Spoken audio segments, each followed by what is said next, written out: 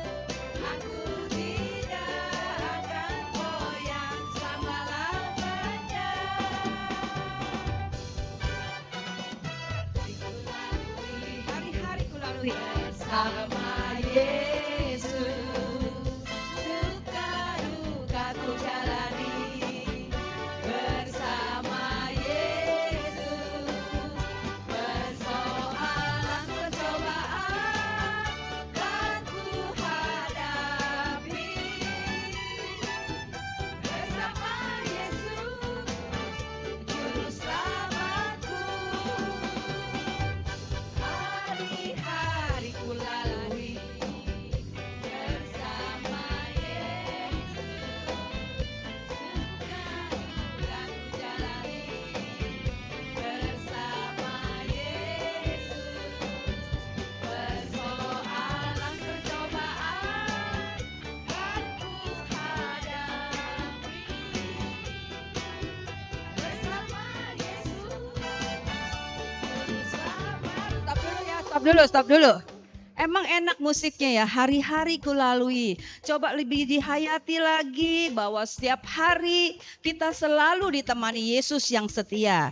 Jadi mau persoalan kek ya, mau ada masalah kek, mau ada susah kesehatan kek ya, kita tetap harus sukacita ya. Sekarang yang bisa bangkit berdiri, monggo. Yuk kita nyanyikan lagu Hari-hari ku lalui bersama Yesus.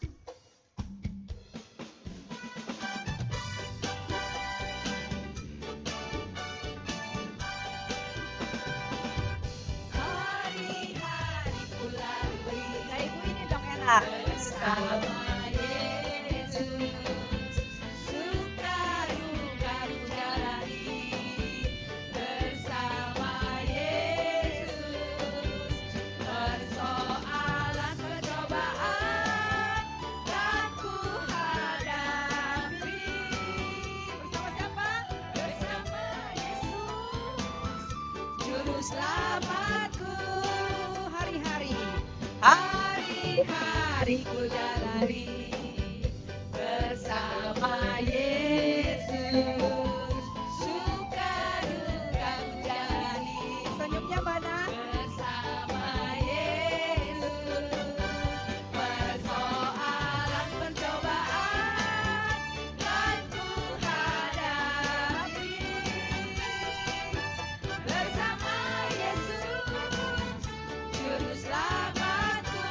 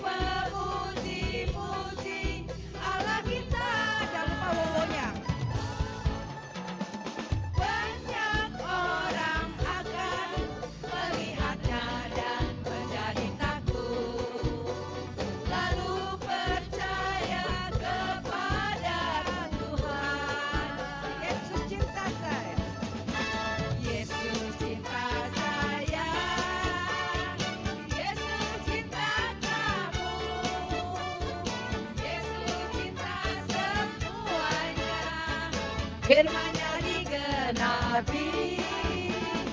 Yesus cinta saya, Yesus cinta kamu, Yesus cinta semuanya, firman-Nya digenapi.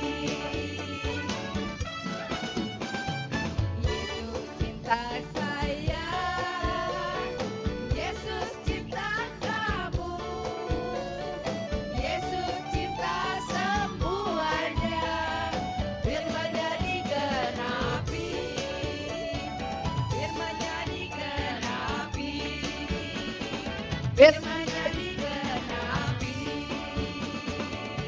Tepuk tangan buat Tuhan Yesus dan kita semua.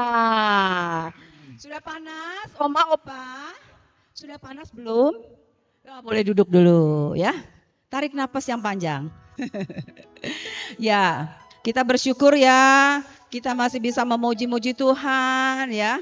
Kita masih bisa goyang-goyang ya. Sehingga lutut-lutut yang sakit udah gak terasa. Benar gak? Benar? Iya ya.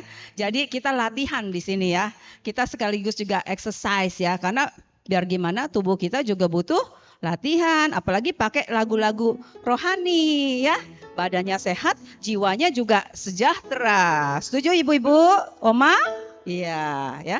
Kali ini kita sudah merasakan betapa banyak Tuhan menyertai perjalanan hidup kita. Amin? Amin. Di sini pasti nggak ada yang lebih muda dari 50, benar nggak? Saya aja udah 60. Ya. Nah, kita bersyukur, berterima kasih bahwa sampai dengan saat ini kita benar-benar merasakan bahwa Tuhan menyertai perjalanan hidup kita. Hidup itu nggak seperti jalan tol. Hidup itu nggak ada mulus, pasti ada segala gejolak-gejolaknya. Tetapi kalau kita memang punya kesetiaan, kita punya ketekunan di dalam mengikuti Tuhan Yesus, pasti kita tidak akan jatuh tergeletak. Benar ya ibu-ibu ya? Sekarang kita mau menyatakan rasa syukur kita ya, bahwa Tuhan benar-benar hadir di dalam kehidupan kita. Kita lambungkan pujian ini dengan kesungguhan dari hati yang terdalam. Kau temur syukur kepada Tuhan.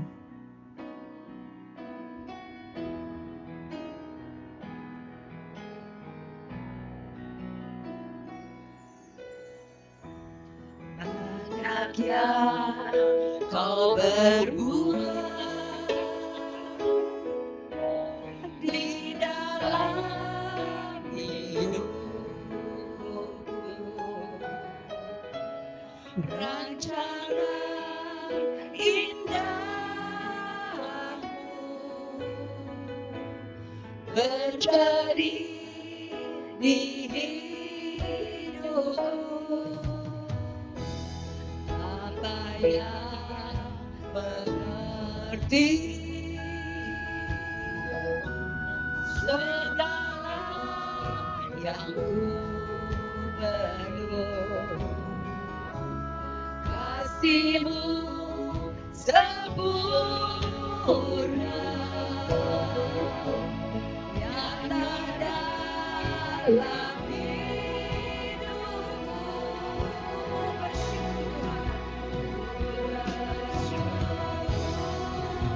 Bapa, ku bersyukur Tuhan buat kasih setia-Mu di dalam hidupku.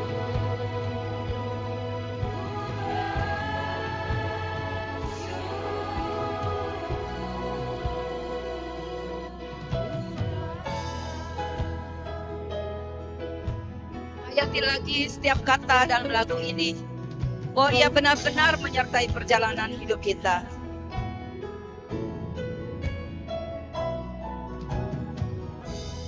Banyak yang kau perbuat di dalam hidupku, rancangan indahmu terjadi di hidupku. Engkau Allah yang mengerti mengerti. Bapa yang mengerti segala yang ku perlu Tuhan. Segala yang ku perlu. Kasih-Mu sempurna.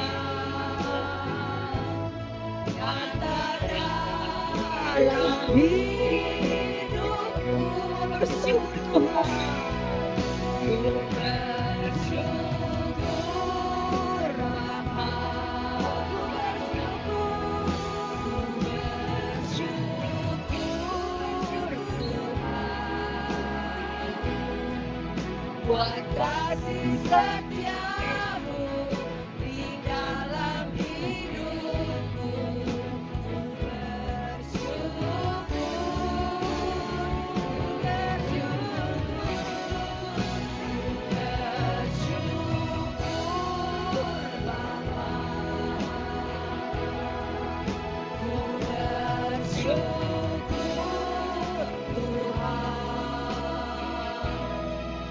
Buat kasih setiamu di dalam hidupku. Ku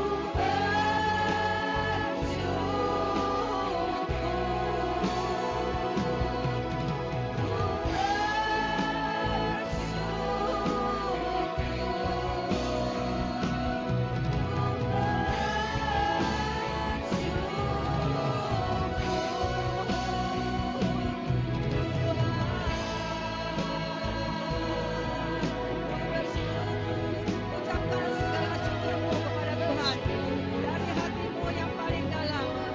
Ucapkan doa-doa syukur, panjatkan kepadanya.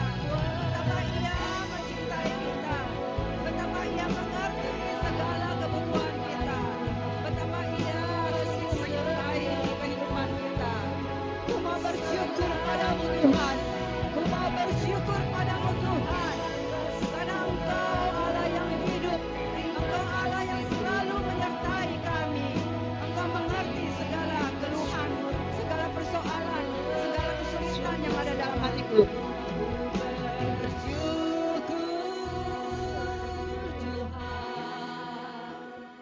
Ku bersyukur Tuhan, buat kasih setiamu di dalam hidupku. Ku bersyukur.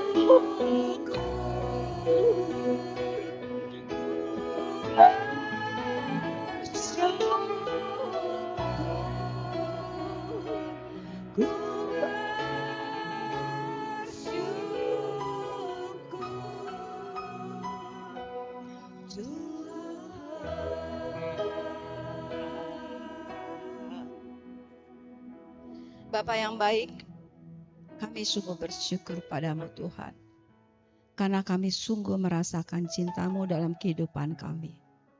Kadang kami menjauh daripadamu Tuhan, kadang kami melupakan Engkau Tuhan, tapi Engkau selalu setia menunggu kedatangan kami Tuhan. Engkau selalu setia menunggu kehadiran anak-anak-Mu Tuhan, karena hanya keselamatan yang Engkau harapkan dapat kami terima daripadamu Tuhan. Kalau pada saat ini Tuhan, kami juga mau memberikan waktu yang terbaik kepadamu Tuhan, sebagai ungkapan syukur kami Tuhan, bahwa betapa banyak berkat-berkat yang telah Engkau limpahkan dalam kehidupan kami Tuhan. Kami mau bersyukur Tuhan untuk kesehatan yang Kau berikan kepada kami semua pada hari ini Tuhan. Terima kasih Tuhan. Terima kasih Yesus. Pada Bapak Ibu yang ingin mengungkapkan rasa syukur, kami persilahkan.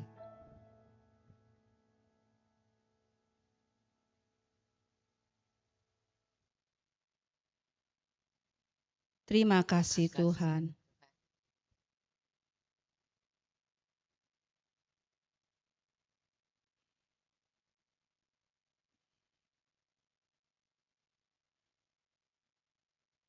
Terima kasih Tuhan.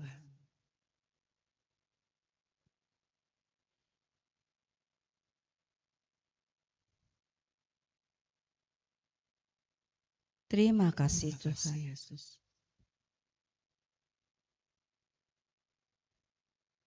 Terima kasih Bapak untuk segala ucapan syukur, baik yang terucap maupun yang Kau ketahui di dalam hati kami masing-masing. Biarlah hari ini Tuhan boleh menjadi berkat bagi kami semua, dan juga kami boleh membagikan berkat kepada semua orang yang kami jumpai sepanjang hari ini. Terima kasih Tuhan, terima kasih. Amin. Bapak Ibu, tentu banyak tadi ya sambil bernyanyi kita ingat-ingat peristiwa-peristiwa di mana Tuhan benar-benar menyertai kehidupan kita ya. Sekarang kita mau berbagi ya. Kita mau berbagi kalau kita mengalami betapa Yesus itu baik, betapa Tuhan itu benar-benar hadir di dalam kehidupan kita. Kita juga mau memberikan kekuatan, penguatan kepada orang-orang ya dalam kesaksian kita. Agar kita juga boleh menjadi perantara, menjadi berkat untuk orang-orang lebih dekat lagi kepada Tuhan. Ya, oke, siapa yang mau memberikan kesaksian, mau berbagi buat teman-teman yang hadir di sini? Ayo Ibu, Bapak, berkatnya banyak tuh tadi sampai udah meneteskan air mata terharu. Aduh, ya. Ayo Ibu, berbagi berkat. Ayo, apa aja. Jadi jangan pikir-pikir apa ya susah ya, enggak. Hari ini pun kita sudah menerima banyak berkat. Amin. Amin. Shalom, selamat pagi Bapak Ibu, nama saya Lucia, tapi biasa dipanggil Sasa.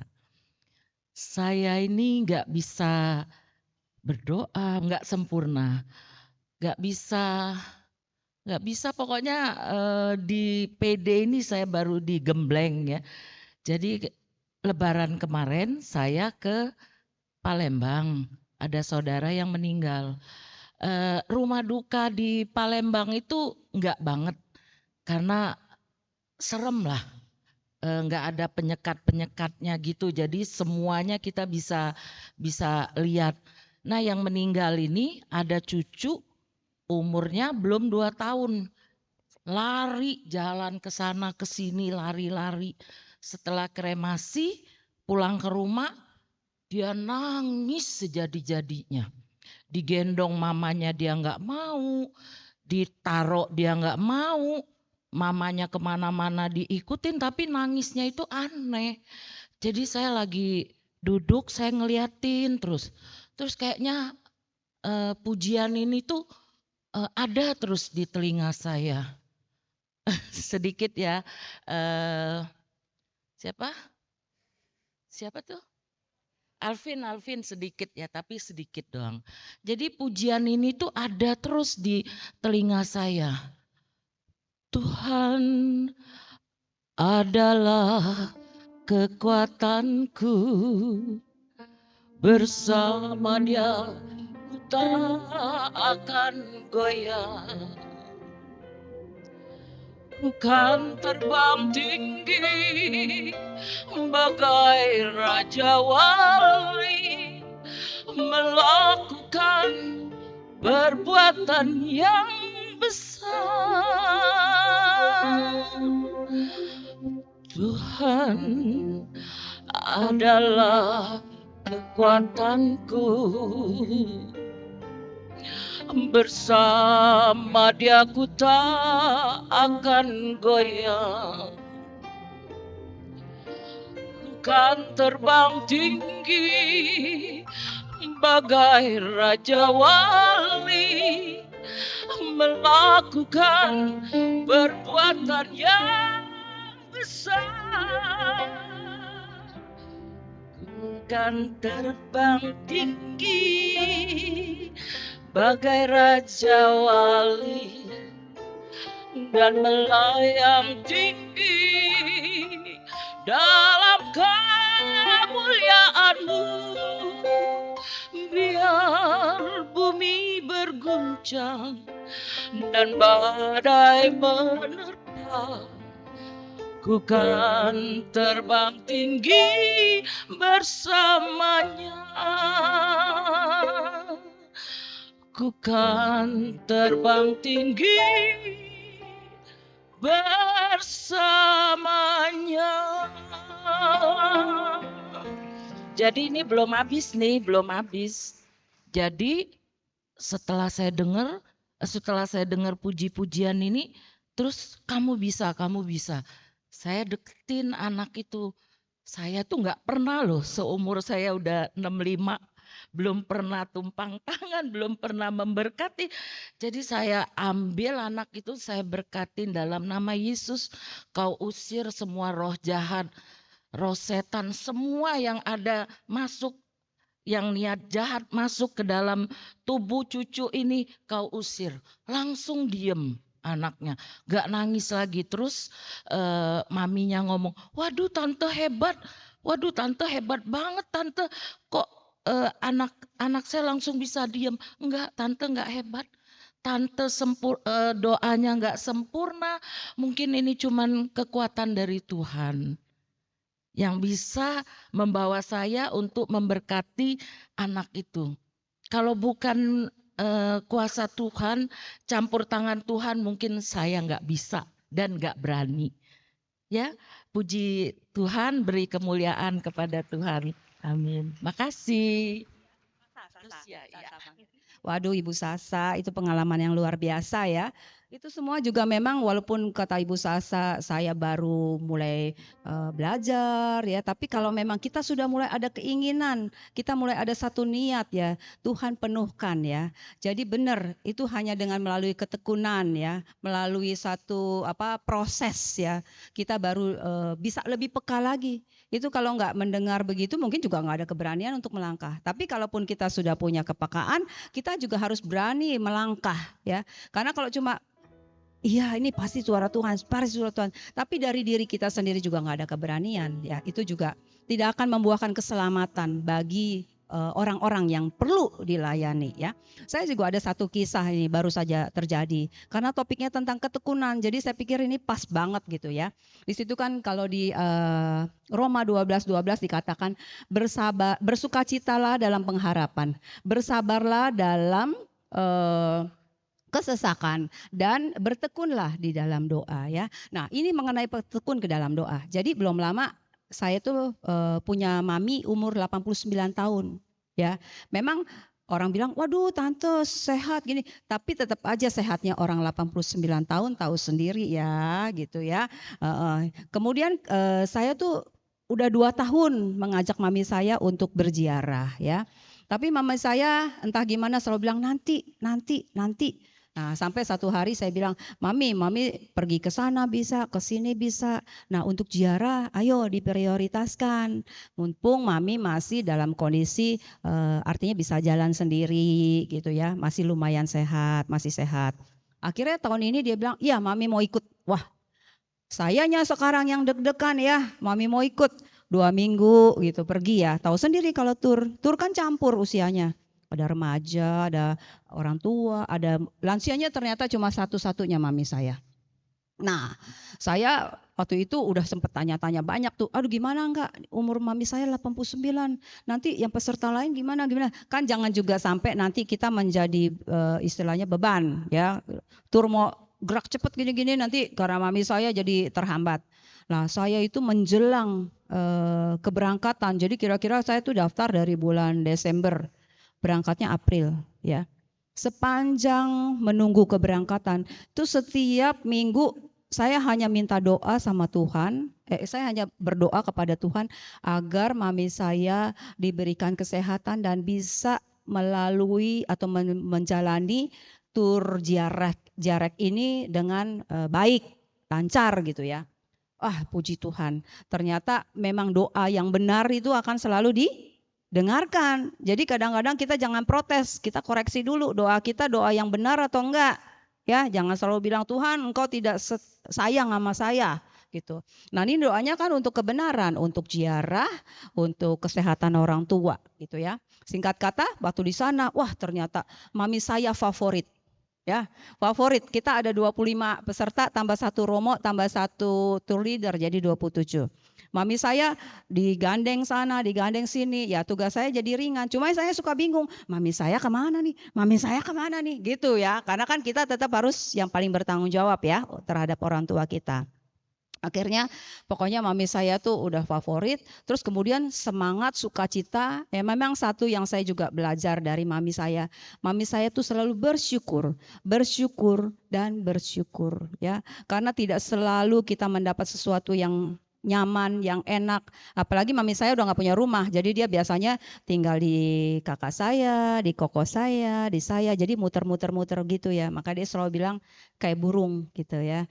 Oke. Jadi singkat kata bahwa setiap doa-doa yang kita sampaikan dengan ketekunan dan doa yang benar itu nggak mungkin nggak dikabulkan ya. Jadi nanti kita akan perdalam lagi mengenai hal ini oleh Ibu Yurike yang lebih ahlinya ya. Saya sih hanya menyampaikan pengalaman pribadi, kemudian juga yang baru saja terjadi. Semoga ini jadi kekuatan buat kita semua. Oke, sekarang kita mau kembali menyembah Tuhan ya. Karena dia memang Allah yang luar biasa, Allah yang sungguh dahsyat, sungguh hebat ya. Tiada yang bisa menyaingi kekuasaannya, kesetiaannya, kasihnya kepada kita semua ya. Kita mau puji, kita mau sembah dia dengan lebih sungguh lagi ya. Karena dalam setiap kehidupan kita hanya dialah yang harusnya meraja dalam kehidupan kita. Biar kita serahkan keberadaan kita kepadanya. Kita mau sembah, kita mau puji, kita mau muliakan namanya selalu.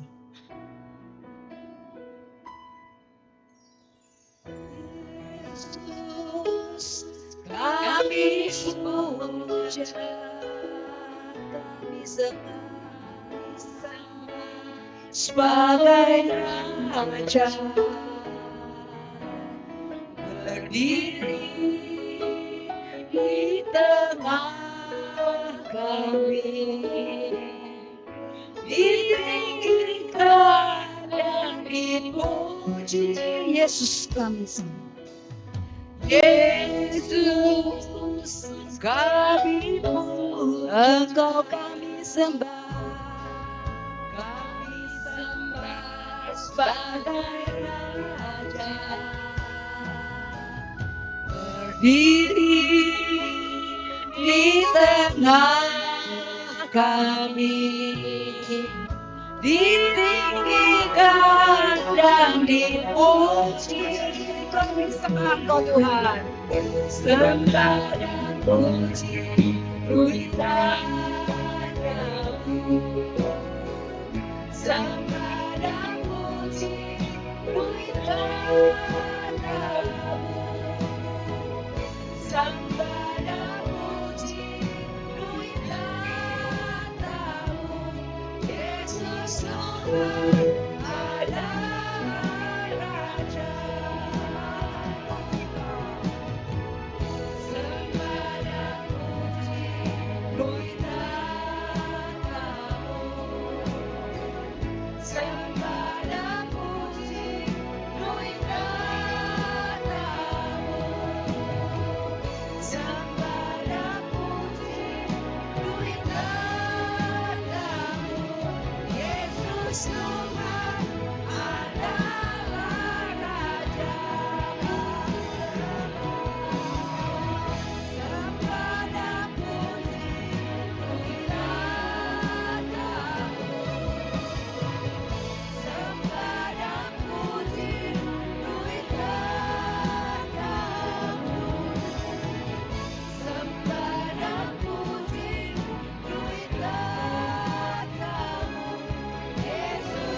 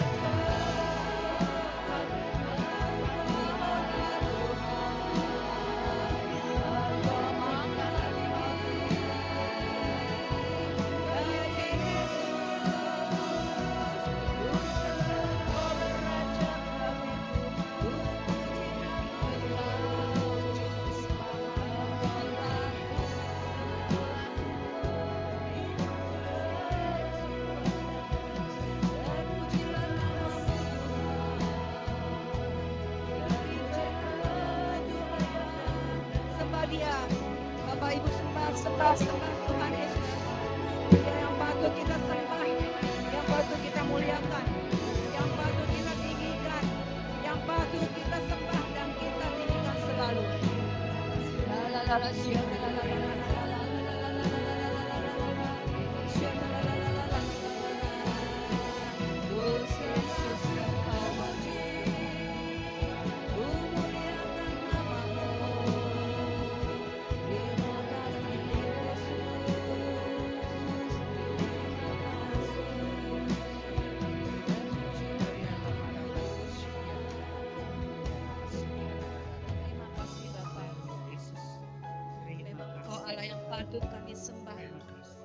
Engkau Allah yang patut kami puji dan kami muliakan.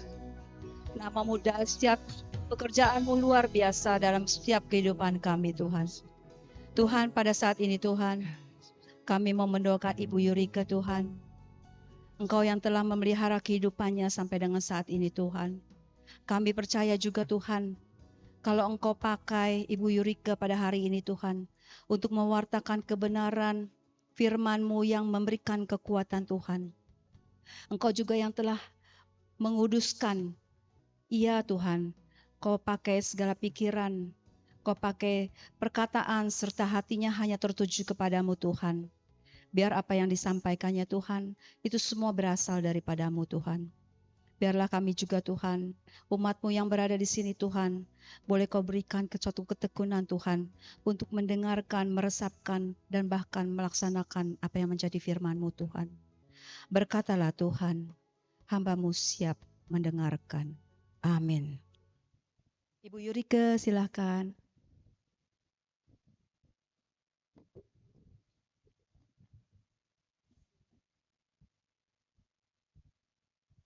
Selamat pagi.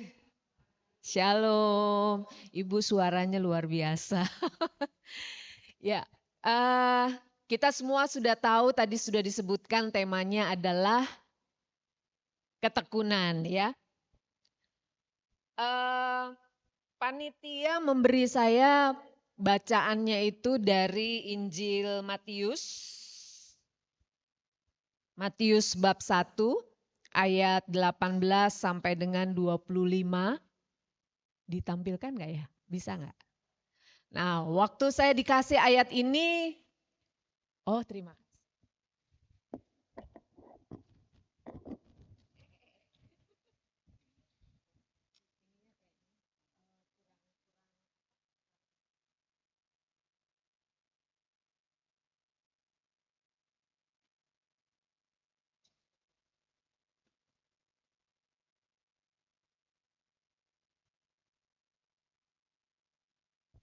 Nah, waktu saya dikasih perikop ini, saya tanya ketekunan kok ngomongin soal kelahiran Yesus ya. Lalu kemudian panitia memberikan saya penjelasan sedikit dan saya rasa bagus ya. Bahwa kita sama-sama belajar ketekunan dari tokoh-tokoh di sekitar kehidupan Yesus. Saya ingin ngajak kita sama-sama untuk membacanya. Matius bab 1 ayat 18 sampai 25. Mari kita membaca 1, 2, 3. Kelahiran Yesus Kristus adalah seperti berikut. Pada waktu Maria ibunya bertunangan dengan Yusuf, ternyata ia mengandung dari Roh Kudus. Sebelum mereka hidup sebagai suami istri.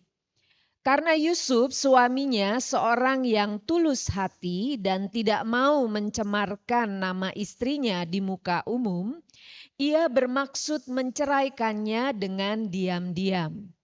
Tetapi ketika ia mempertimbangkan maksud itu, malaikat Tuhan nampak kepadanya dalam mimpi dan berkata, "Yusuf anak Daud, janganlah engkau takut mengambil Maria sebagai istrimu, sebab anak yang di dalam kandungannya adalah dari Roh Kudus.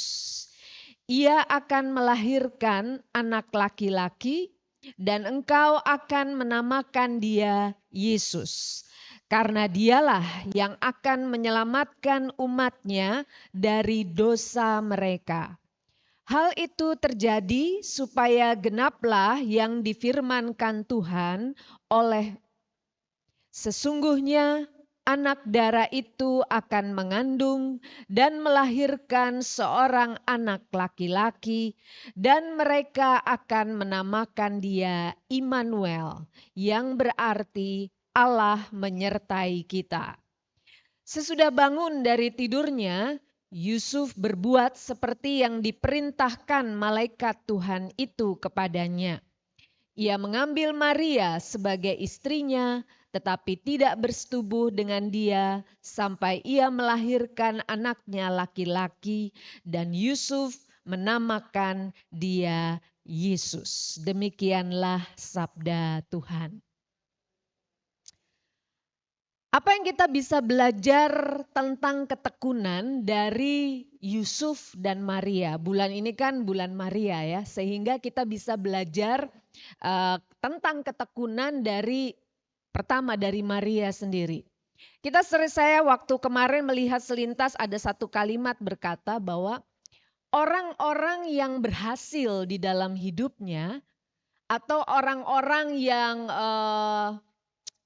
kuat atau orang-orang yang punya ketahanan yang tinggi di dalam hidupnya itu selalu adalah orang-orang yang tekun ketika menghadapi tantangan, ketika menghadapi penolakan, ketika juga menghadapi kemunduran-kemunduran di dalam kehidupannya.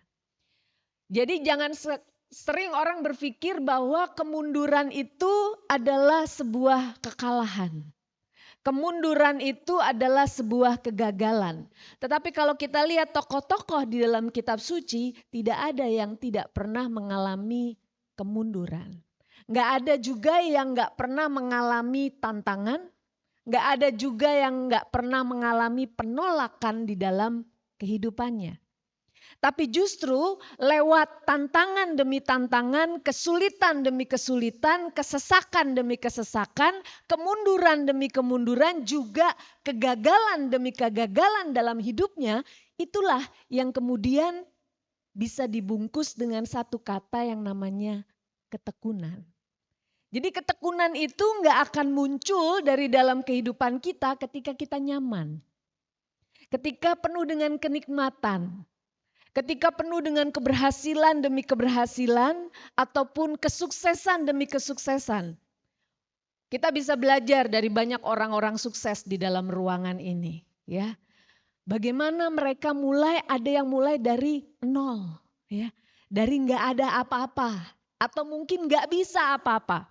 Bukankah kita sangat senang nonton yang namanya Kick Andy? Ya. Kenapa? Karena kita belajar dari mereka. Ternyata orang-orang ini bukan orang yang pada awalnya udah langsung bagus gitu, ya, udah langsung keren. Enggak. Bahkan ada yang sama sekali bukan dari siapa-siapa, ya. Nobody. Kemarin saya nonton salah satu videonya King Andy bercerita tentang seorang yang tinggalnya itu di gubuk, ya, di bedeng. Tetapi kemudian akhirnya dia punya 5 rumah makan yang bisa kasih makan gratis setiap hari. Itu gimana tuh ceritanya? Kalau kita lihat, pasti Bapak Ibu bisa lihat di Google nanti pulang ya, cerita tentang orang ini. Yaitu dia mulai dari tekun. Tekun bukan ketika dia berhasil, tapi ketika dia punya masalah. Ketika dia di tengah-tengah kemiskinannya bahkan. Di tengah-tengah kelemahannya bahkan. Dan itu yang kita bisa belajar dari Maria dan juga Yusuf. Kita nggak akan pernah mengenal sosok Bunda Maria kalau di dalam kehidupannya dia tidak mengalami tadi. Ya. Dia dekat dengan Allah, dia mengasihi Allah, tetapi kemudian Allah memanggil dia. Dan setelah Allah memanggil dia, itulah bertubi-tubi yang namanya tantangan demi tantangan, kesulitan demi kesulitan dihadapi oleh Maria. Tetapi kitab suci mencatat, dari mulai kelahiran sampai kenaikan Yesus, bahkan sampai turunnya Roh Kudus, Maria selalu ada di sana. Dia nggak pernah muntaber, dia nggak pernah mundur tanpa berita. Dia selalu hadir Walaupun mungkin dalam bayang-bayang. Karena yang selalu muncul kan Petrus atau murid-murid yang lain begitu ya. Tetapi Maria selalu ada di sana. Itulah ketekunan yang muncul lewat kesulitan-kesulitan dan juga tantangan-tantangan di dalam kehidupan kita. Dari ketekunan Maria, kitab suci kemudian mencatat, bahkan gereja juga memberikan julukan kepada Maria. Maria adalah Virgin of most prudent. Dia adalah perawan dari segala atau yang paling bijaksana yang ada di dunia ini. Artinya lewat tantangan, lewat kesulitan, lewat kegagalan, lewat kemunduran, itu mendatangkan hikmat. Kita bisa mungkin membaca satu bagian ya. Dari Yakobus bab 1 ayat 2 sampai dengan 5. Surat Rasul Yakobus bab 1 ayat 2 sampai dengan 5. Mari kita baca ya sama-sama 1, 2, 3. Saudara-saudaraku, anggaplah sebagai suatu kebahagiaan apabila kamu jatuh ke dalam berbagai-bagai pencobaan. Sebab kamu tahu bahwa ujian terhadap imanmu itu menghasilkan ketekunan. Dan biarkanlah ketekunan itu memperoleh buah yang matang. Supaya kamu menjadi sempurna dan utuh dan tak kekurangan suatu apapun.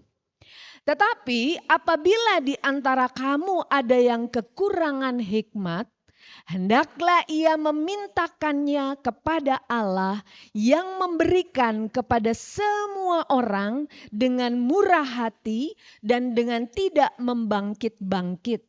Maka hal itu akan diberikan kepadanya. Kalau kita melihat seluruh ayat ini ada di dalam diri Maria dan juga Yusuf. Ya. Mereka adalah dua pribadi yang mengasihi Allah. Hati mereka hanya ingin menyenangkan hati Allah. Tetapi kalau kita bisa melihat pencobaan demi pencobaan dihadapi dalam kehidupan mereka. Dan dari situlah ketekunannya menjadi matang. Karena di sini dikatakan bahwa biarlah ketekunan itu memperoleh buah yang matang. Dan kita semua tahu buah itu nggak langsung matang. Tetapi selalu lewat proses dan prosesnya bisa setiap buah berbeda-beda. Begitu juga dalam kehidupan kita.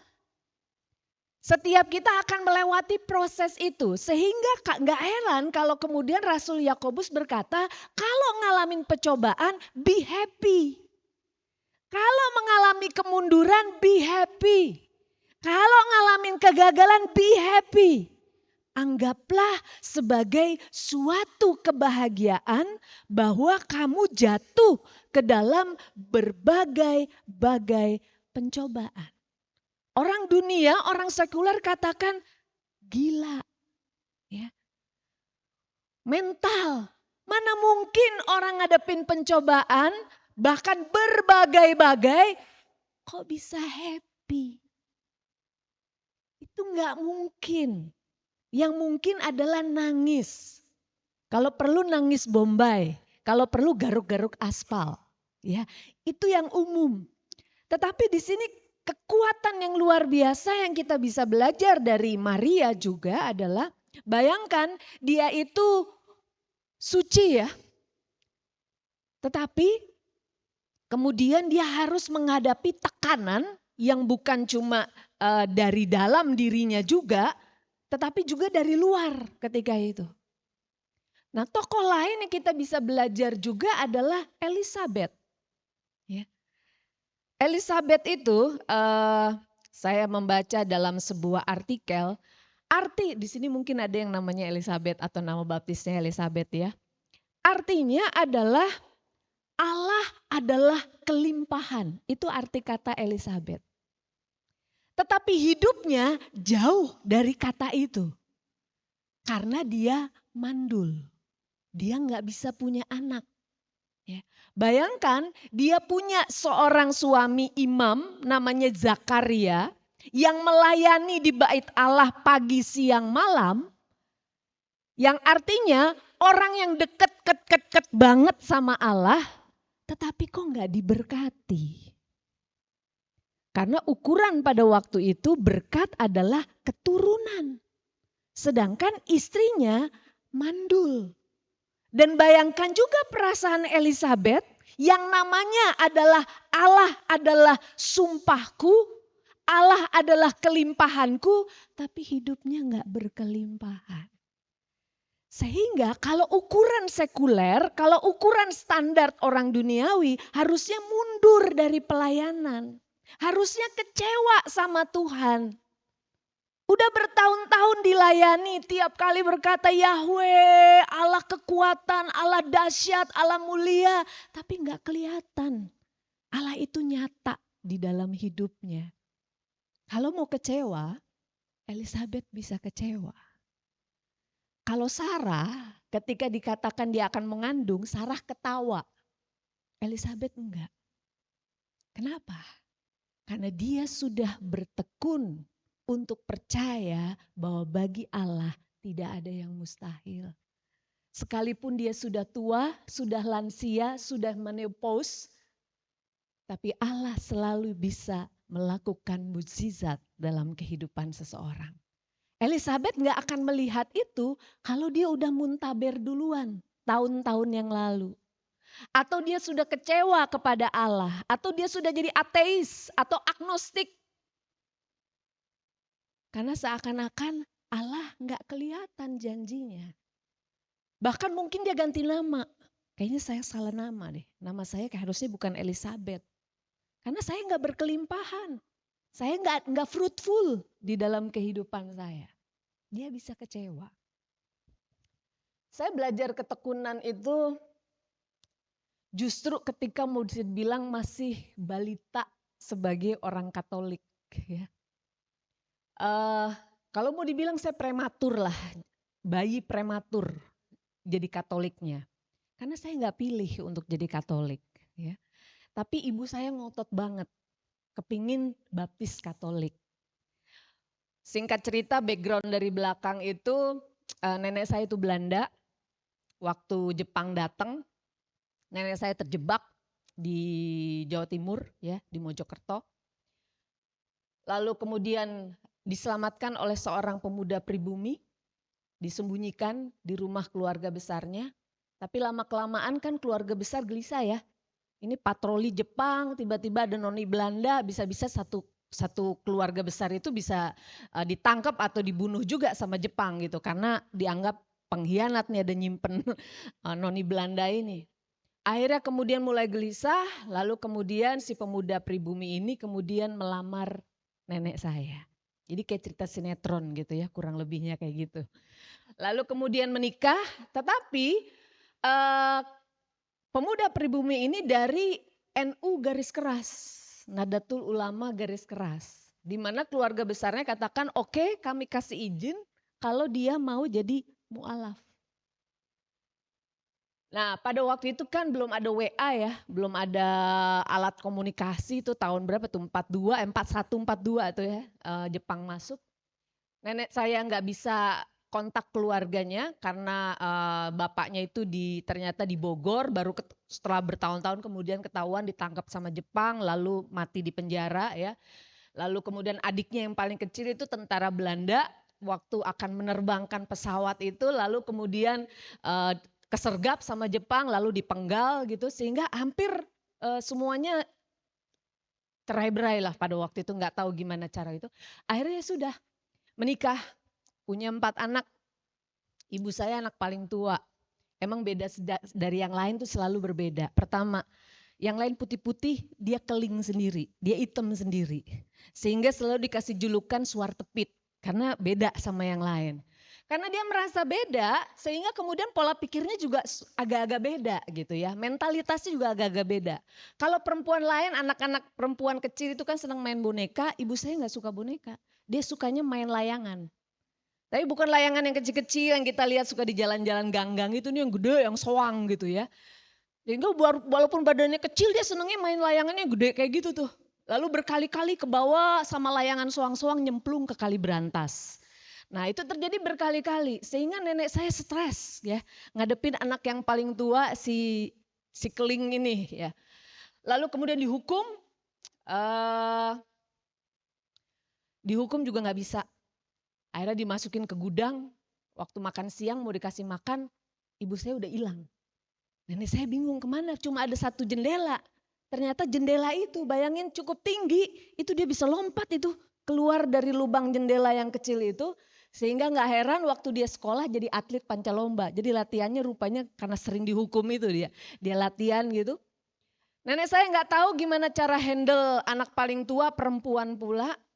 Selain dia suka main layangan, dia gak suka masak-masakan, sukanya berantem. Ya, dan berantemnya sama anak laki-laki gitu. Jadi sehingga udah give up lah nenek saya lalu konsultasi sama kakek saya itu ya, yang muslim itu. Dia bilang boleh nggak setahu saya untuk didik keperempuanan itu di sekolah Katolik gitu. Karena nenek saya taunya itu. Akhirnya ya sudah dengan berat diizinkan sama kakek saya, lalu tinggallah ibu saya di asrama. Itulah pertama kali bersentuhan dengan kekatolikan. Karena kalau anak di asrama hari Minggu kan harus ikut perayaan Ekaristi ya. Jadi terindil-terindil itu masuk. Nah yang ibu saya terpesona adalah sosok Maria. Pertama, putih, dia keling. Jadi selalu yang berbeda itu kan daya tarik. Lalu kedua, dia tomboy, ini feminin banget. Dan dia selalu merasa paling jelek di keluarga, ini cantik banget. Dan rupanya itu membekas tuh di dalam diri ibu saya. Lalu beliau berusaha bertekun. Tapi prosesnya lama. Menikah, bercerai, punya anak satu saya, lalu menikah lagi, punya 5 orang anak, lalu suaminya kena kanker sehingga menjadi janda dengan 6 anak. Dan di dalam proses itu ternyata ibu saya bertekun jadi katekumen. Berkali-kali, sampai 6 kali tapi nggak baptis-baptis ya. Jadi selalu gagal ya. Di dalam proses bertekunnya itu selalu gagal. Sampai kemudian setelah menjadi janda dengan 6 anak, beliau merasa inilah waktunya gitu ya. Tapi dia nggak mau sendirian dibaptisnya. Karena udah 6 kali kan gagal terus tuh. Sehingga yang ini udahlah saya bawalah anak saya yang paling tua. Nah dalam konteks saya ketika itu kan ibu saya jadi janda dengan 6 anak. Sehingga saya berpikir tiap malam itu saya selalu ajak ke bioskop. Bioskop di Jakarta Selatan, bioskop di Jakarta Pusat. Itu saya masih SD tuh. Udah nonton film-film orang gede pada waktu itu ya, orang-orang dewasa. Lalu kemudian ketika itu saya pikir suatu ketika dibawa ke gereja. Sampai satu hari ibu saya katakan, nanti minggu depan kita dibaptis. Saya bilang, hah? Aku dibaptis mah? Iya kan kamu udah belajar agama tiap minggu. Dalam hati saya, bukannya itu kayak nemenin mama ke bioskop gitu ya. Saya pikir cuma dalam rangka itu karena ibu saya kan galau tingkat dewa waktu itu ya. Sehingga ternyata baptis. Nah problem lain adalah saya itu ponakan kesayangan tante saya. Tante saya itu hajah ya. Dan waktu itu saya bingung, tapi kan masih di bawah umur ya udah harus ikut orang tua. Ya udah dibaptis lah saya. Itu SMP kelas 2. Problemnya adalah SMP kelas 1, teman satu kelas taunya saya bukan Kristen, bukan Katolik. Tapi SMP kelas 2 kok berubah? Saya ingat satu ketika itu lama saya pendam di dalam alam bawah sadar saya karena trauma banget peristiwa itu ya. Sampai momen SMP itu seakan-akan blank pada waktu itu. Break istirahat itu saya dihakimi satu kelas. Ya, saya dikatain musyrik, saya dikatain murtad, saya dikatain macam-macam pada waktu itu ya. Dan saya itu nggak berani nangis di depan mereka. Bukan karena gengsi, saya nggak mau aja pada waktu itu. Saya gigit lidah saya waktu ngalamin bullying pada waktu di kelas itu ya ketika itu. Saya nggak bisa ngomong apa-apa karena nggak tahu cara ngomongnya juga gimana. Orang baru baptis pada waktu itu. Yang saya ingat saya nggak mau nangis depan mereka tapi di rumah saya nangis bombay ketika itu. Tapi pada momen itu ketika saya gigit lidah saya dan berusaha untuk nggak nangis di depan mereka, disitulah rahmat sakramen baptis bekerja. Karena pertama kali hati nurani saya itu mulai begini. Iya, gue Kristen. Terus kenapa? Gitu. Itu ada di dalam diri saya. Yang pada waktu dibaptis itu karena mama. Karena iman dari mama. Karena mama mau jadi Katolik. Tapi buat saya itu bukan pilihan saya. That's not my choice gitu. Tetapi ketika saya mengalami persekusi, ketika saya mengalami bullying, justru di situ tadi ya, buah itu menjadi matang.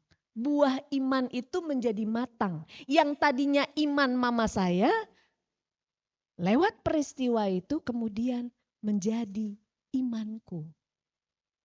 Tetapi apakah bullying itu terjadi sekali itu? Enggak, sampai lulus dari sekolah itu. Enggak mungkin di tengah-tengah saya minta ganti sekolah pada waktu itu. Dan ternyata salah satu guru itu ada yang Katolik. Jadi bertahun-tahun kemudian waktu saya diminta ngisi di persekutuan doa tempat mama saya pada waktu itu dan saya sharingkan. Mama saya nggak tahu loh karena memang saya nggak pernah cerita sama beliau. Jadi waktu saya bersharing itu kaget juga mama saya dan ternyata salah satu yang hadir itu adalah mantan guru saya waktu di SMP itu. Dan dia memberi konfirmasi kepada, ternyata peristiwa itu nyampe ke ruang guru pada waktu itu ya. Yang saya juga nggak tahu sebelum si guru itu akhirnya menceritakan memberikan konfirmasi itu. Kita lihat di situ. Kenapa Rasul Yakobus berkata be happy ketika mengalami yang nggak enak itu. Ketika mengalami tantangan, tekanan, kegagalan ataupun kemunduran itu. Bagaimana mungkin kita bisa berkata Maria dan Yusuf sukses menjalani panggilan Allah ketika dia harus lari ke Mesir. Dia bukan menghadapi tantangan, bukan menghadapi tekanan dalam hidupnya, malah melarikan diri ke Mesir. Orang akan mengata itu kemunduran. Harusnya dihadapi dong. Kalau udah ada panggilan Allah, pasti Allah akan menyertai, pasti Allah akan mencukupi. Kok lari ke Mesir? Kita menganggap itu sebagai sebuah kesalahan atau kemunduran. Tetapi ternyata Allah juga bekerja lewat kemunduran dalam kehidupan kita. Bukankah karya Yesus, hidup Yesus adalah sebuah kegagalan? Ketika semua orang punya harapan yang begitu tinggi kepada Yesus, bahwa dia akan membawa perubahan bagi Israel, ternyata dia mati di antara para penjahat yang dianggap sebagai sampah masyarakat. Tetapi itulah, bersukacitalah ketika kamu mengalami berbagai-bagai pencobaan, sebab kamu tahu ujian terhadap imanmu itu menghasilkan ketekunan. Sehingga peristiwa di ruang kelas di SMP itu sekalipun memberikan trauma buat saya pada waktu itu, tetapi menjadi matang di dalam iman. Sehingga ketika menghadapi tantangan-tantangan iman, ketika kami dibuang dari keluarga besar, kami tetap bersukacita. Ketika menghadapi kesulitan-kesulitan, bahkan di dalam pelayanan juga, penolakan-penolakan, tetap bersukacita. Ternyata itulah yang dimaksud oleh Rasul Yakobus sebagai buah yang matang. Sehingga beliau berani berkata, anggaplah sebagai suatu kebahagiaan apabila kamu jatuh ke dalam berbagai-bagai pencobaan.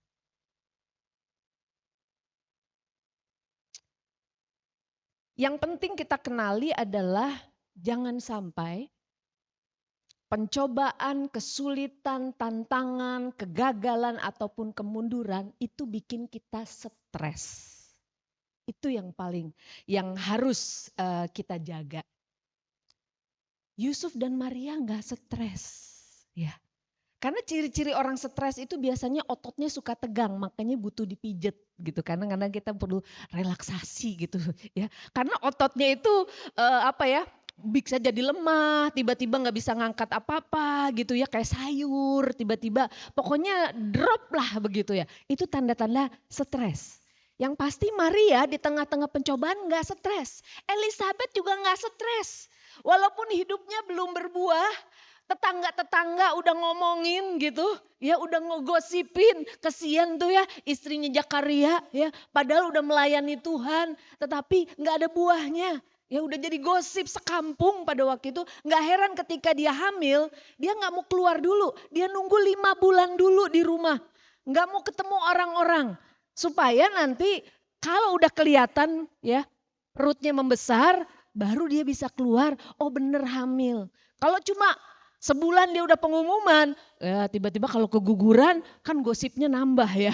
Ya udah, itu ada gosip, oh tuh dia halu ya. Orang nggak hamil dia bilang dia hamil gitu. Bisa seperti itu. Sehingga kalau dikatakan kenapa malaikat baru memberitahu Maria di bulan kelima. Karena memang udah janinnya itu udah hidup ya di dalam rahim dari Elizabeth. Padahal ketika itu Maria baru mulai mengandung ya. Sehingga jangan sampai membuat kita menjadi stres. Otot kita jangan sampai tegang. Ya, saraf juga bisa kemudian menjadi gelisah ya, nggak bisa tidur. Bahkan Yusuf tidurnya nyenyak banget sampai dia ngimpi pada waktu itu ya. Lalu malaikat berpesan bahwa jangan ceraikan Maria ya. Nah, kalau kita belajar di dalam diri Yusuf, yang cukup menarik yang bisa kita pelajari adalah ketekunan Yusuf untuk mengorbankan dirinya, mengorbankan egonya. Yusuf bisa kok. Ya, ketika dia tahu Maria sudah mengandung, makanya udah diem-diem dia akan menceraikan, itu wajar. Ya, itu haknya. Dia nggak akan mempermalukan Maria karena dia cuma mau melakukannya diam-diam saja. Tetapi Yusuf memilih untuk berkorban dan melindungi Maria. Di dalam ketekunan kita perlu punya purpose, perlu punya tujuan. Karena itu yang akan membuat kita bertahan dan terus melangkah di tengah-tengah kesulitan, di tengah-tengah tantangan. Dan itu yang dimiliki oleh Yusuf. Kenapa dia bertekun atau bertahan di dalam masa-masa sulit itu? Bahkan kitab suci cerita soal Yusuf dikit banget, gak banyak. Tapi itu gak menyinggung egonya. Walaupun namanya cuma disebut sekelebat. Tapi buat Yusuf it's okay. Kenapa? Karena dia punya greater purpose. Punya tujuan yang lebih besar. Di mana Allah katakan karena anak yang dikandung oleh Maria itu akan menghapus dosa manusia. Dan itu yang dipegang oleh Yusuf. Dan itu yang menjadi tujuan dalam hidupnya. Sehingga dia menjadi companion. Ya, teman perjalanan dari Maria, teman perjalanan dalam sejarah penyelamatan manusia. Itu yang bikin nggak stres, dilupakan mungkin, ya, atau mungkin dihianati mungkin. Tetapi kalau kita punya tujuan, seringkali kita tenggelam di dalam stres karena kita juga nggak punya tujuan di dalam hidup ini. Kita mudah terombang-ambing di dalam segala angin, badai dan segala macam. Kenapa Yesus bisa tidur di kapal? Padahal air udah masuk ke dalam kapal di dalam kisah ketika ada taufan gitu ya di dalam Injil. Dia bisa tidur karena dia punya purpose. Tujuan itulah yang gak membuat dia menjadi anxiety. Yang gak membuat dia jadi gak bisa tidur. Seringkali kita nggak bisa tidur karena kita fokus kepada kekalahannya. Fokus kepada masalahnya. Bahkan sampai nggak bisa lihat jalan keluarnya. Bahkan sampai nggak bisa lihat bahwa Allah juga hadir di situ. Seperti Maria Magdalena sibuk nangis di depan kuburan. Nangis terus nangis. Sampai Yesus aja udah nggak kelihatan, udah buram matanya. Karena penuh dengan air mata. Sehingga nggak bisa melihat bahwa Yesus sudah hadir, ada. Jangan sampai stres tadi. Miliki tujuan atau purpose. Saya akan tutup, nggak tahu Bapak Ibu pernah mendengar atau enggak. Cerita tentang seorang di Irak itu kan mayoritas Muslim ya, sehingga orang Katolik kan sangat sedikit. Ada satu keluarga Katolik tiba-tiba berurusan dengan salah satu anggota polisi. Anggota polisi marah, akhirnya kemudian si suami dari ibu ini dibunuh oleh polisi itu dan anak satu-satunya laki-laki juga dibunuh. Jadi dalam sekejap dia hilang semua yang menjadi pegangan di dalam hidupnya. Nah, kasus ini ternyata booming di Irak sampai dibawa ke pengadilan, lalu diliput oleh media dan segala macam. Nah, pada waktu hakim sebelum menjatuhkan hukuman kepada si polisi yang sudah membunuh suami dan anaknya itu, hakim itu tanya, "Ibu, menurut Ibu, hukuman apa yang pantas untuk si polisi ini?" Dan rupanya si ibu ini itu ya, di tengah-tengah hal seperti itu. Nah, kunci supaya kita nggak stres juga adalah mudah untuk mengampuni. Itu paling penting. Ya. Yusuf bisa marah sama Tuhan. Ya. Maria juga dibilang gila, ya anaknya gila gitu ya. Yesus kan dikatakan kerasukan setan lah, Yesus dikatakan agak-agak mental lah. Bayangin kan seperti pedang yang menusuk hati Maria pada waktu itu. Tetapi itu pun gak membuat Maria jadi cepat marah. Tanda orang stres itu cepat marah, cepat tersinggung gitu ya. Baperan gitu, anak muda bilangnya baperan. Nah, jangan-jangan kita sedang stres pada waktu itu. Karena kalau kita belajar dari dua tokoh ini, mereka tenang. Di tengah badai mereka tenang, di tengah kesulitan mereka tenang, mereka tetap bertekun di dalam iman, mereka tetap bertekun kepada percaya kepada Allah, mereka tetap berdoa. Zakaria tetap berdoa sekalipun bertahun-tahun gak punya anak, Elizabeth juga tetap berdoa, sehingga mereka bukan orang-orang yang mudah marah, mudah tersinggung, ya, mudah baperan, enggak. Nah, ibu itu juga sama ternyata. Ketika hakim bertanya, lalu ibu itu kemudian katakan, menurut saya Bapak Hakim, hukuman buat orang ini adalah dia harus setiap minggu 1 kali datang ke rumah saya. Dan dia harus menghabiskan beberapa jam dengan saya. Kenapa? Karena di dalam hati saya masih terlalu banyak cinta Pak Hakim. Tetapi orang yang mau saya berikan cinta udah gak ada. Suami udah gak ada, anak juga gak ada. Sehingga hukuman bagi dia adalah dia harus menerima cinta dari saya. Supaya dia tahu bahwa pengampunan saya itu nyata. Gak cuma omongan tetapi kata-kata. Tetapi sekaligus juga sebenarnya perbuatan pengampunan dari ibu ini menjadi sebuah hukuman yang berat sebenarnya buat polisi itu. Kalau tiap hari dia harus datang ke rumah itu, melihat di mana orangnya dia bunuh tinggal di situ dan berhadapan dengan jandanya, itu hukuman yang saya rasa lebih daripada cuma tirai penjara. Tapi ibu ini kemudian kita lihat dia sungguh menghasilkan buah yang matang lewat berbagai-bagai pencobaan di dalam hidupnya. Karena saya lihat banyak omah juga di sini, sehingga saya rasa saya harus menyentuh atau bercerita tentang seorang janda yang menikahnya cuma 7 tahun. Tapi puluhan tahun dia jadi janda. Dan selama 7 tahun ini dia selalu ada di bait Allah, namanya Hana. Ya. Dan Hana ini selalu berpuasa, ya, selalu berdoa, dan dia nggak pernah pahit di dalam hidupnya seperti lagu penyembahan tadi. Dia selalu bersyukur, bersyukur dan bersyukur. Apa yang membuat dia bertahan pada masa itu tadi? Karena dia punya tujuan dalam hidupnya. Tujuannya apa? Pengen lihat Mesias. Sehingga suatu hari di tengah usianya yang sudah lanjut, dengan matanya yang mungkin sudah mulai kabur, dia bisa bertemu muka dengan Mesias. Ketika Maria dan Yusuf membawa bayi Yesus ke bait Allah untuk disunat. Dan lalu kemudian Hana mulai memuji Tuhan dan menghasilkan buah yang matang. Mari kita bertekun, bahkan bukan cuma bertekun, tapi bersuka cita di tengah-tengah segala pergumulan dalam hidup kita. Amin.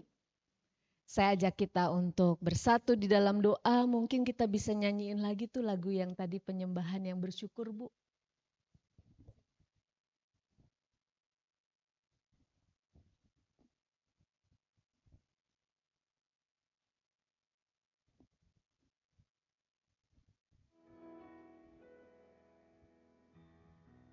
Kita jadikan lagu ini sebagai doa kita. Demi nama Bapa dan Putra dan Roh Kudus. Amin. Bapa di dalam surga, kami sungguh bersyukur pagi hari ini kami boleh belajar dari Maria. Kami boleh belajar dari Yusuf. Kami boleh belajar dari Zakaria. Dan kami juga boleh belajar dari Elizabeth dan Hana. Kami belajar untuk bertekun. Bukan hanya bertekun di dalam iman, tetapi juga bertekun di dalam pemberian diri, bertekun di dalam pengorbanan diri, bertekun di dalam kasih, bertekun di dalam pengampunan, bertekun di dalam tujuan, purpose di dalam kehidupan kami. Karena lewat ketekunan itulah akan melahirkan ketahanan uji. Dan lewat ketahanan uji, maka kami bisa bertemu muka dengan Yesus Kristus sendiri.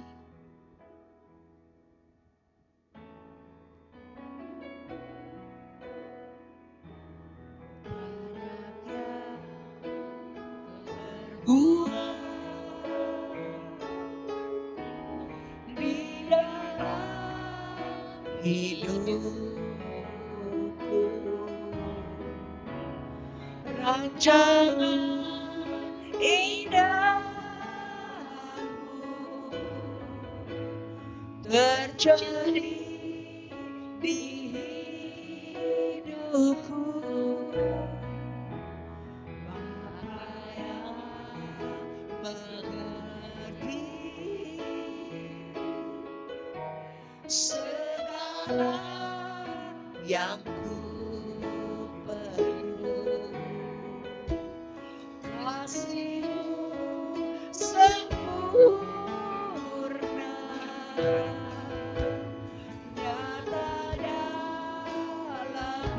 Mari kita angkat kedua tangan kita. Ku bersyukur Bapa, ku bersyukur Tuhan, buat kasih setiamu di dalam hidupku.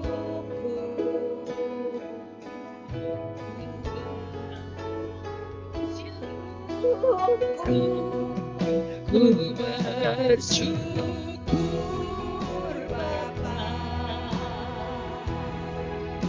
ku bersyukur Tuhan,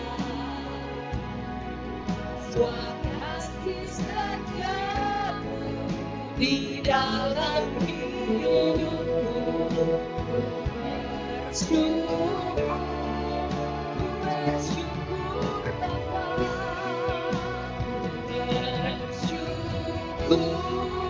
Bapa, ku bersyukur Tuhan, kasih setiamu, buat kasih setiamu di dalam hidupku.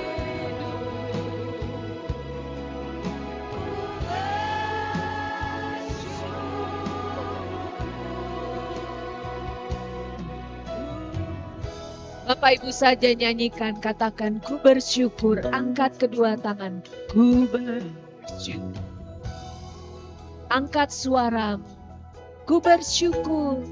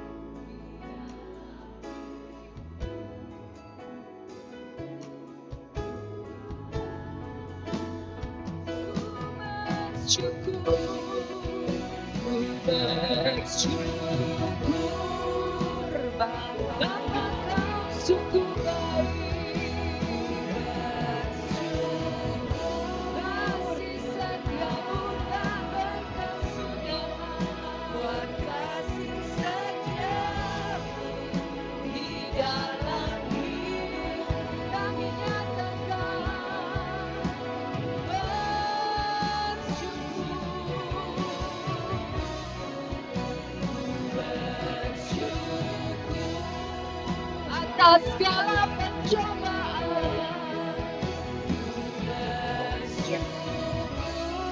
atas segala tantangan, sebab kasih setiamu di dalam hidup. Sebab kasih setiamu di dalam, sebab kasih setiamu, sebab kasih setiamu di dalam hidup. Katakan pada Bapa, ku bersyukur.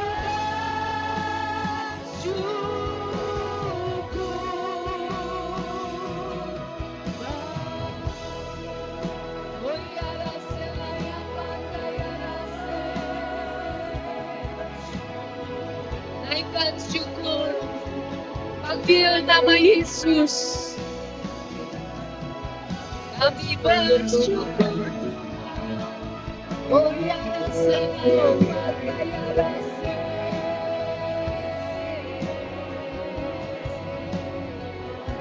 Ukara syukur sinaya pakayana ya kira sinaya.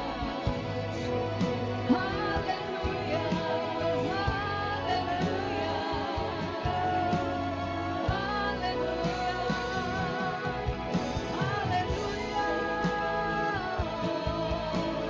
haleluya. Ukara syukur sinaya pakayana.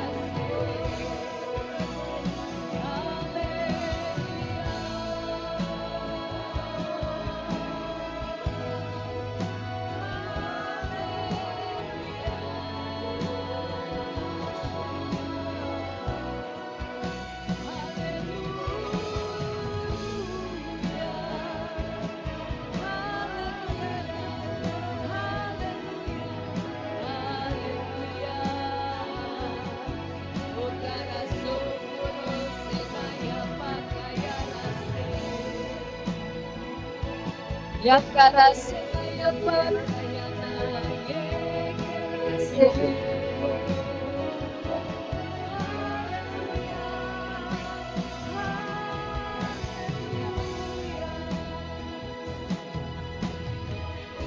Ukara sokoro sikaya pakayana ye kerase naya. Sebab engkau bersaksi di hatiku. Kaulah biji mataku, aku mengasihimu. Jangan takut, jangan gelisah hatimu. Percayalah kepadaku, akulah Tuhan Allahmu. Jangan gelisah hatimu, jangan takut. Aku Allah yang setia, aku Allah yang hidup. Okara sokoro sinaya pakayana, yekera sinaya. Haleluya, haleluya. Aku akan hapus air matamu, ku gantikan dengan sukacita, ku berikan kelepasan, ku angkat segala bebanmu. Haleluya, haleluya, haleluya.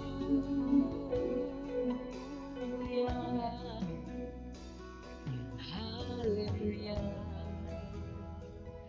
haleluya,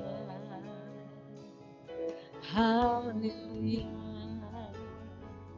haleluya.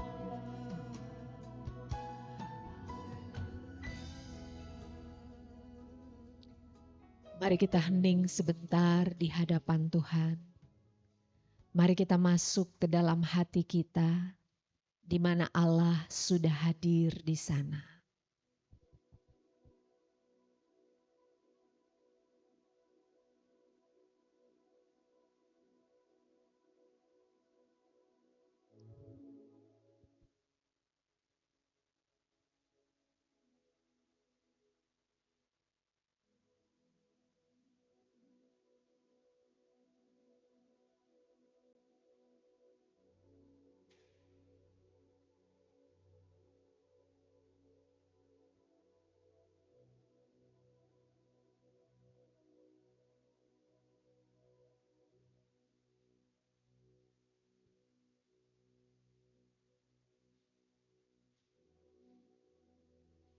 Kemuliaan kepada Bapa dan Putra dan Roh Kudus, seperti pada permulaan, sekarang, selalu, dan sepanjang segala abad. Terpujilah Yesus, Bunda Maria, dan Santo Yosef, sekarang dan selama-lamanya. demi nama Bapa dan Putra dan Roh Kudus. Amin.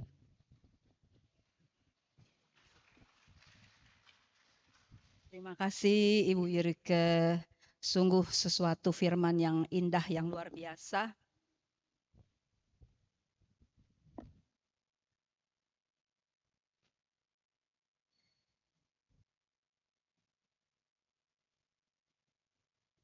Yang menjadi kekuatan kita dan merubah perspektif kita tentunya, yang terutama merubah perspektif kita ya. Bahwa pencobaan, sakit, penderitaan, masalah ya, itu adalah satu menyikapinya, kita bisa lebih menyikapinya dengan sukacita, dengan kebahagiaan, dan kita hanya bisa mempunyai ketekunan apabila kita punya tujuan, bahwa kita mengalami segala pencobaan itu, kita mengalami penderitaan itu untuk suatu tujuan yang lebih indah. Dalam hal ini sebagai umat beriman, tentunya tujuan utama adalah kita untuk mendapatkan keselamatan dan bersekutu dengan Tuhan pada saatnya nanti. Dan kita juga boleh membagi keselamatan kepada semua orang-orang yang ada di sekitar kita. Jadi ibu-ibu, bapak-bapak, terutama oma-oma ya, kalau lagi sakit, kalau lagi harus ada bahagia ya, karena itu adalah proses yang memang kita harus lalui supaya kita punya ketekunan dan kita bisa mencapai satu tujuan yang Tuhan sudah janjikan ya. Jadi tetap aja sakit-sakit sedikit datang tetap ke PD ya, pulang sudah beda lagi ya, mukanya ceria ya. Secara psikis kalau kita hati gembira, maka yang fisik-fisik itu menjadi hilang. Oke. Sekarang kita akan memberikan yang terbaik ya, bukan sebagian tapi yang terbaik bagi Tuhan. Karena Tuhan sudah memberikan demikian luar biasa ya, apa sekalipun kebutuhan kita yang Dia tahu paling baik buat kita, itu Tuhan sudah berikan. Kita akan memberikan yang terbaik ya. Apa yang ada pada kita bagi kemuliaan dan perkembangan kerajaannya.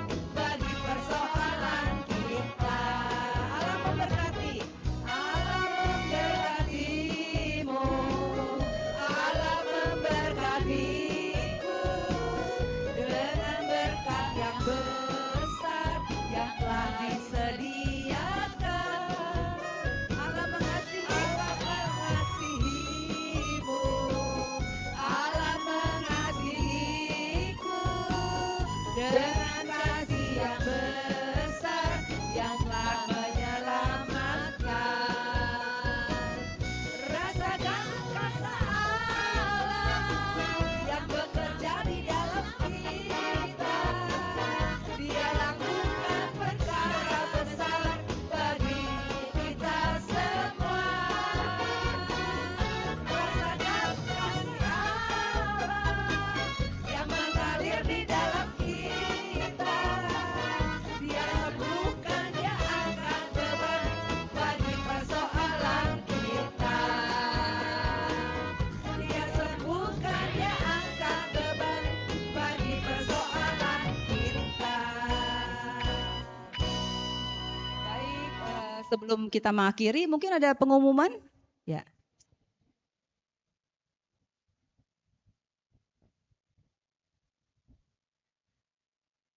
Sekali lagi shalom buat Oma, Opa, Bapak, dan Ibu sekalian yang terkasih.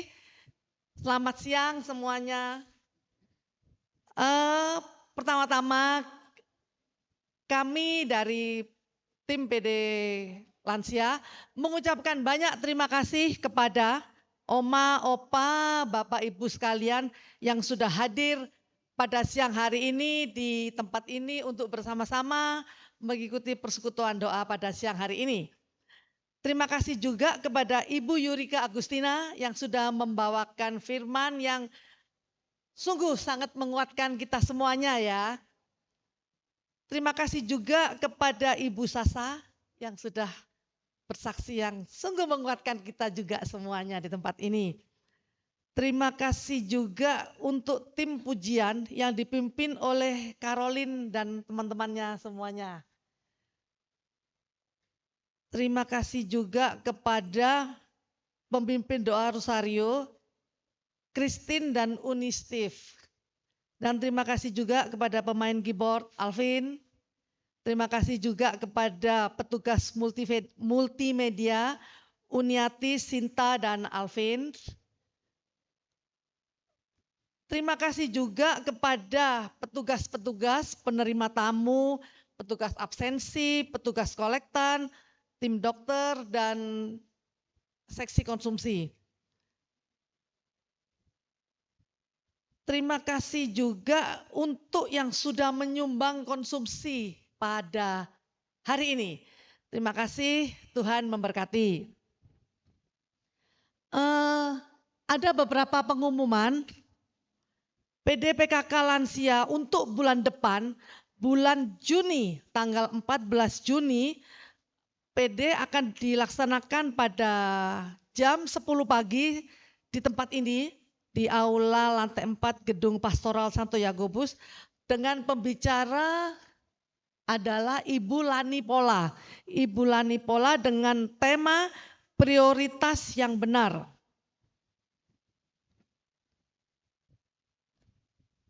Bagi umat yang ingin didoakan dapat menghubungi Ibu Vince. Dan bagi umat yang mau berbagi konsumsi dapat menghubungi Ibu Lince atau Ibu Fanio. Pengumuman berikutnya PDPKK pagi.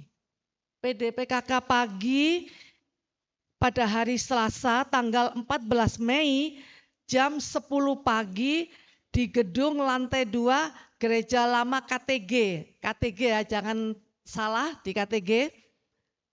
Untuk PD pagi tanggal 14 Mei, pembicaranya adalah Ibu Justisia Elisa. Justisia Elisa dengan tema persiapkan dirimu, waktunya sudah dekat. Untuk PDPKK malam yang akan diadakan pada tanggal 16 Mei, Kamis yang akan datang, dimulai pada pukul 19.30 malam di gedung ini, di gedung lantai 2 Gereja Lama KTG bersama pembicara Ibu Esther Kando dengan tema iman yang bertumbuh di dalam kesulitan. Ibu Esther Kando, ya betul. Berikutnya adalah SOS Doa.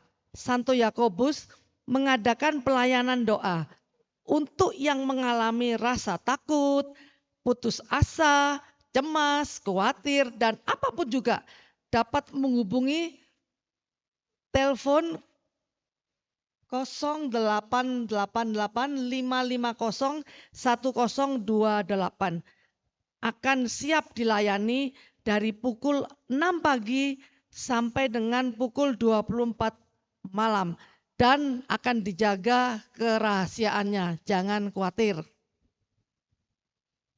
Next. Saya mengingatkan kembali, ini udah pernah saya umumkan bulan lalu bahwa persekutuan doa PDPKK Gloria akan mengadakan kebangunan rohani yang akan diadakan pada tanggal 23 Mei. Jadi 13 hari lagi ya. Ya 13 hari lagi akan diadakan pada hari Kamis 23 Mei itu jam 3 sore sampai jam 6 sore. Itu hari libur nasional, jadi bagi Bapak Ibu gak usah khawatir, mungkin kok hari biasa gitu ya, gak apa-apa, itu hari libur. Dengan pembicara adalah Michelle Moran.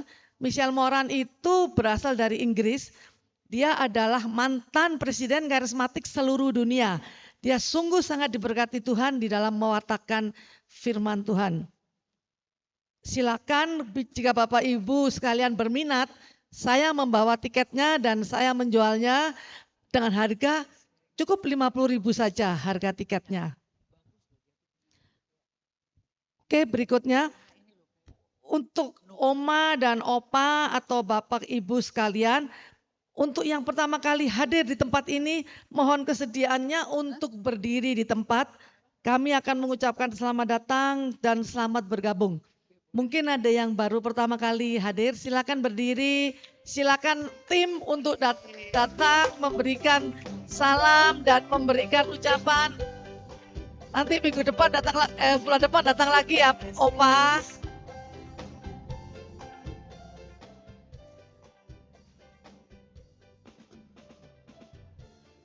Ya, diberikan salam.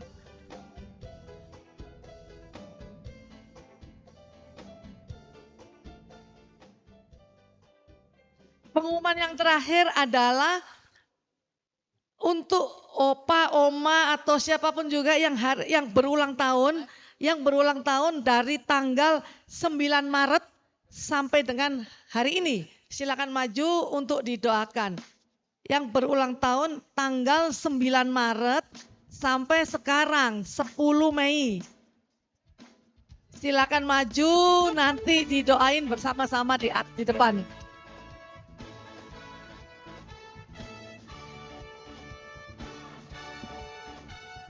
Mari silakan.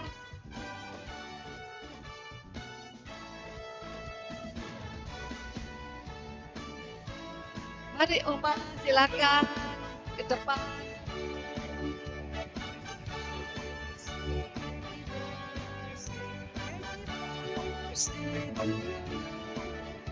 Happy birthday to you. Oma silakan ke tengah. Happy birthday. Saya minta Ibu Yurika Agustina untuk mendoakan. Ibu Yurika. Oh, kita tunggu Ibu Yurika, nanti akan didoakan oleh Ibu Yurika. Maksud dikasih hadiah dulu.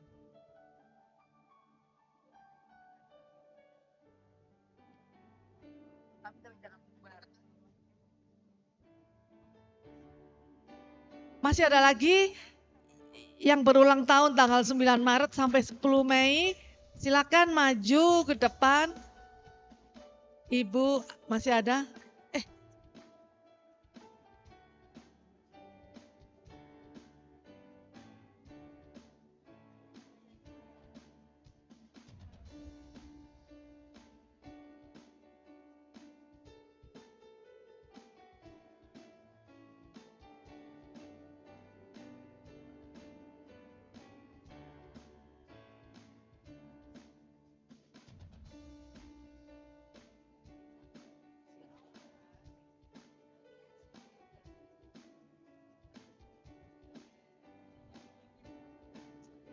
Ibu Yurika Agustina mohon untuk mendoakan oma-oma yang lagi berulang tahun.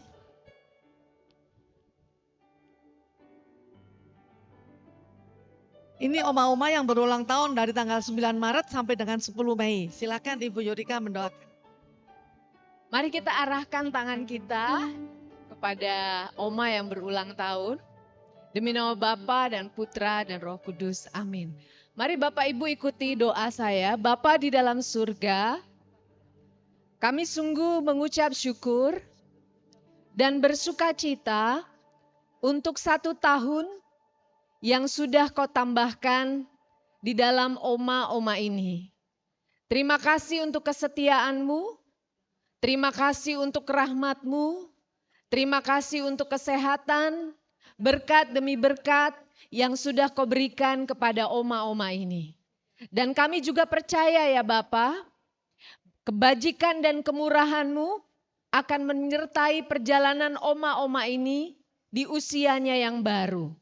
Kasih-Mu akan terus melimpah, berkat-Mu akan terus mengalir, kesehatan tetap ada, dan sukacita damai sejahtera terus melimpah. Kami percaya di dalam nama Yesus Kristus, apa yang kami minta, kami menerimanya. Haleluya. Amin. Demi nama Bapa dan Putra dan Roh Kudus. Ya.